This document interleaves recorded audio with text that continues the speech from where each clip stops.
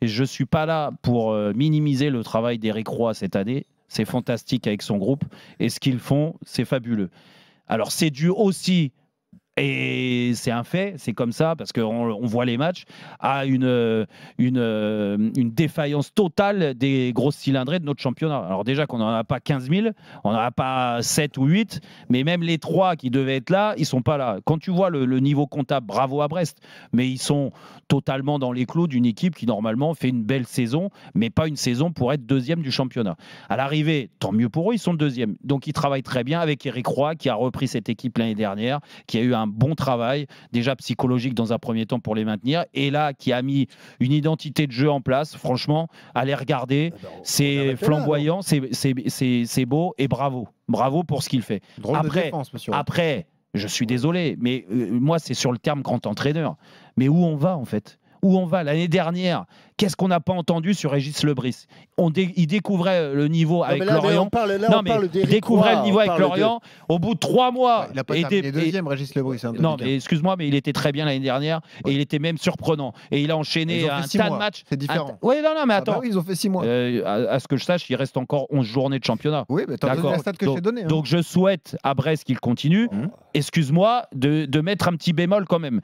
Et quand je vois l'année dernière les superlatifs qu'il y avait sur Régis Lebris, on l'a comparé à des entraîneurs, voilà, magnifiques. Et pour revenir à quelques années, rappelez-vous ce qu'on disait de Jocelyn Gourvenec quand il était à Guingamp, au bout d'1 an et demi, 2 ans, et il avait eu des résultats, Jocelyn. Il était monté de national en Ligue 2, en Ligue 2, en Ligue 1. D'accord. Ok, qu'est-ce qu'on n'a pas dit? Le meilleur entraîneur français, il mérite d'entraîner un grand club et tout ça, et ça a fait pchit. Parce que je pense que ces mecs-là, ils sont au bout d'un moment enflammés.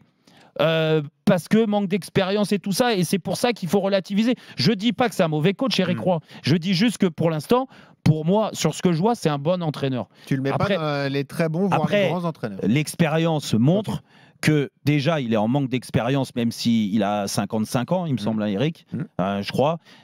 C'est que sa 3e année en tant qu'entraîneur, 3e année complète à 56 ans. Si ça avait été un grand entraîneur, vous ne pensez pas qu'à 35-40 ans, il serait déjà devenu... On n'a pas des techniques potentielles. D'accord, d'accord. Bon. Donc nous, on voit rien. Alors, mais à l'arrivée, moi, j'ai l'impression que dès que tu as un entraîneur français, alors on critique trop le fait que des propriétaires ou présidents fassent confiance plus à des entraîneurs étrangers qu'à des entraîneurs français. Mais dès qu'on a un entraîneur français qui a des résultats, nous, on le met au-dessus de tout le monde. Voilà, au-dessus de tout le monde. Moi, ce que je combattais avec Christophe Dugarry cette semaine, c'était qu'ils nous disent Éric Roy mérite d'entraîner l'OM.